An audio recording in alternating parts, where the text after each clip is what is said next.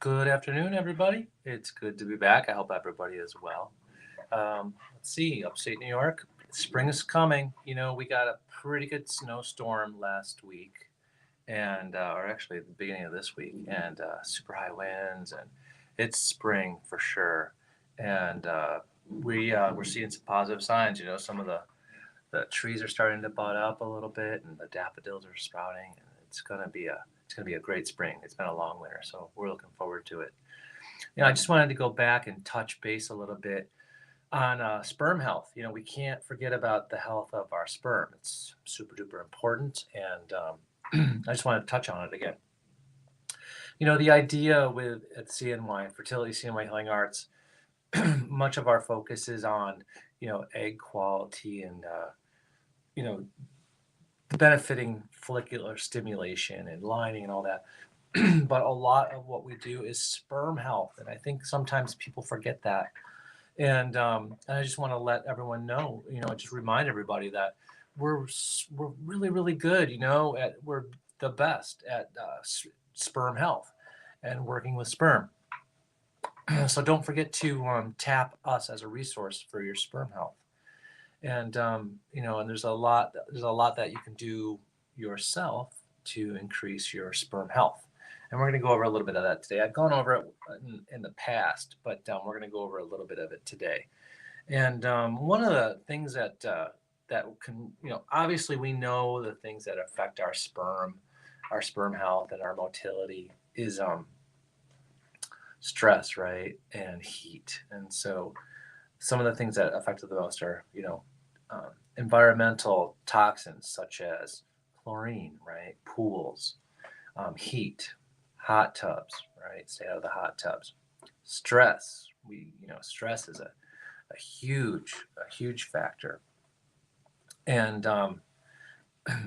that's something to keep in mind. So you've got stress, environmental toxins, heat, and compression, right? So if you are a cyclist, or if you're sitting all day, you're not going to get a lot of blood circulation that you really need. And so, just like follicular stimulation, you know, uh, egg health, it's important to get lots of blood flowing. Men need that too, so it's important to get lots of blood flowing to the lower regions, the testicular regions, and the lower abdominal regions as well. So keep that in mind. And one thing I think a lot of people forget is that you know the average time it takes for sperm cells to really mature, say between 65 and 90 days. So it takes a little while for sperm cell health and development to really take hold.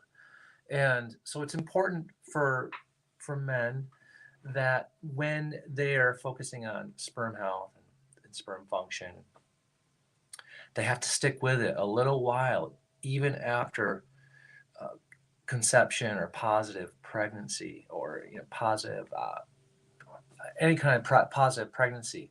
You need to keep that sperm health going for a while, for a good 3-4 months, up to 6 months, in case there is a loss or a problem with the pregnancy. You want to be tip top shape so that you can give another sample, and it's in the best quality it can be. So that's one thing that's super important that people have to keep that in the back of their minds, that once there's a positive pregnancy, you got to keep going. You got to keep up with those practices that are going to help with your sperm health. And so one thing that we can do, one supplement, there are, I'm not going to comment on a ton of supplements, but one of the supplements that you can take is zinc, and that everybody should be, uh, anyone that's family planning should be taking zinc. And what that's going to do is it's going to help with the sperm cell itself. And so as well as other, you should be taking, you know, uh, a multivitamin, a men's multivitamin as well. Maybe, once or twice a week. Yeah, it doesn't have to be every day, but incorporate your zinc in there with it as well. And that's going to focus on sperm health and the cell structure within the sperm head itself. So that's a little known fact. I mean, if you are family planning and you've gone through this before, you're probably aware of the supplements that can help with sperm health. And it helps with mobility, and the cell structure itself. So keep that in mind. You know, we, it's very easy to like pound through our day and just go, go, go, go, go, and forget about the simple things, right? Slowing down. So one of the biggest things that we need to focus on is our stress reduction. Stress, it really just ruins everything. It ruins fertility in men, fertility in women. But it's very easy just to pound through and keep all that stress inside. So if you're go through your day and try to minimize some of your stress. Try to kick it back a little bit or work through it or take some of the things out of your life that are really unnecessary, but you're stressing about some of the small things, right? Don't, my mother always told me, don't sweat the small stuff. And she's right, and especially don't sweat the stuff that is out of your control. So try to minimize some of that stuff just to lower your stress levels. And obviously, if you're an athlete, um, men can get away with a little bit more exercise during a family planning than women. So if you're an athlete, try not to sit on the bike too long. Right? There are some seats out there that help with testicular health, so keep that in mind. And but compression is really bad. Lack of blood flow, varicosities, really bad for sperm health. So if you have varicosities, make sure you take care of those, and try very hard to, you know, eliminate any kind of structural anomalies that might be affecting your sperm health. And obviously, the big one, is alcohol and drugs, right? So absolutely no alcohol or drugs throughout this process. It's once upon a time, they found that a little bit of wine, a little bit of alcohol might be okay. But the new research coming out is showing that even the smallest amounts of alcohol and or marijuana THC can really affect the health of sperm and egg quality and in utero um, babies, right? So stay away from that stuff, and it's just uh, it's just going to affect your overall quality. And I know it's hard for anybody, or for some people that might use it medically or whatnot, or socially. But trust me, I've seen some of the research, and it really does have a poor effect on sperm health. So stay away from that. And obviously, smoking, right? No smoking. That's kind of a given. But I know it's hard for some people. Some people are smokers, right? And so do your best to quit during this family planning process. And then once the baby's in your arms, then you can kind of get back to some of that stuff if you so choose to. But you'll probably be so tired you won't want to, anyways. And so heat, make sure you're not soaking in tubs or hot tubs. A good shower, a good hot shower is okay. But I know a lot of people love to take a nice soak, right? Because it helps with muscles and it helps with stress reduction, right? But a hot soak isn't the best thing, during this process. So stay away from heat, and obviously you're going to want to stay out of the hot tub. And if you're a swimmer, you might want to consider cutting back on laps because of the chlorine. And you don't want to expose yourself to a lot of chemicals, right? It's not good, right? They're good for some things, but not good for sperm health.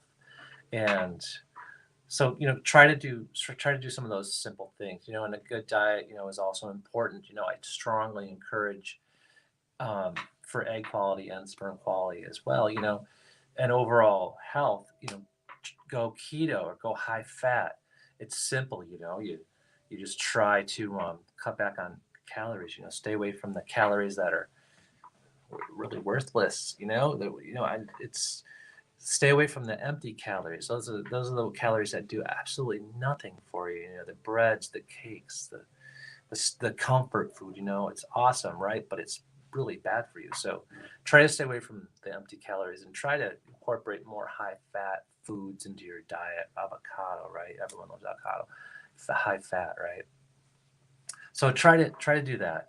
And let's see, just that. And I often encourage people, there's sperm male factor is very common. It's much more common than people realize, and it's there's a lot of different reasons why you might have some male factor, but most of them you can navigate through. And we have, we have the most sophisticated techs here, the most sophisticated equipment and instruments to help everyone navigate that process. So don't be afraid to give a call for a consultation and ask questions because that's we deal with it every day, all day long, and it's not something that you can just kind of say, oh well, it is what it is, and maybe it'll get better, but and maybe it will, right? Sperm health can be a situational, a situational experience, and it does get better in time. But some of the simple things that you can do make huge differences, and I just ask people to hang in there a little longer than they.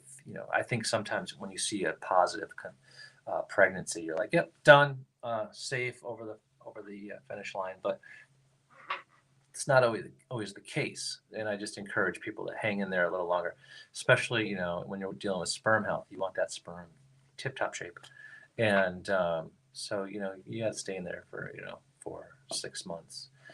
Just make sure everything's good.